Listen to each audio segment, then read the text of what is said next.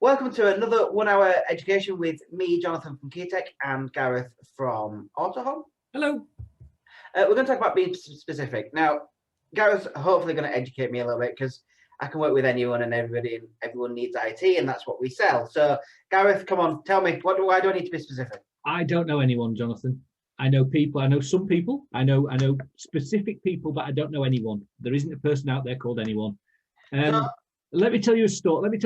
The easiest way to do this is tell you a story.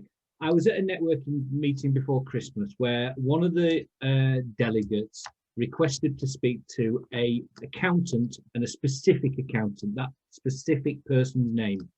I know that person. So for me to then go to them and say, I've had a conversation at a meeting with so-and-so, and they specifically asked to speak to you because they really think they can help you in this, and this. It opens that inquiry up and it opens that ability for them to talk to them. If they just said, I want to speak to an accountant, I know lots of accountants, but I don't know the specific accountant they want to speak to. So it opened that door for them to speak to that specific person, which means they can then close that door off their things. They've spoken to them and they can move on to the next person. Okay. If you're specific, you've got more chance of me knowing. Now, what you can say is, I'd like to speak to this person, being specific, or people like that, or people in that industry. Now that opens doors. Okay. It is so important to be specific about what you're asking for. So I suppose really then there's a little bit of a research to be done in order to find one or two people or companies that you can then use as a specific. Absolutely. Researching is not difficult anymore. It's not like we're having to go down to Leeds Library and sit and look through directories in Leeds Library. This wonderful thing called the internet and LinkedIn gives us all that ability. You should know this. You're in IT. You know, this is your key area. I just fix it when it breaks. I don't do anything to search it.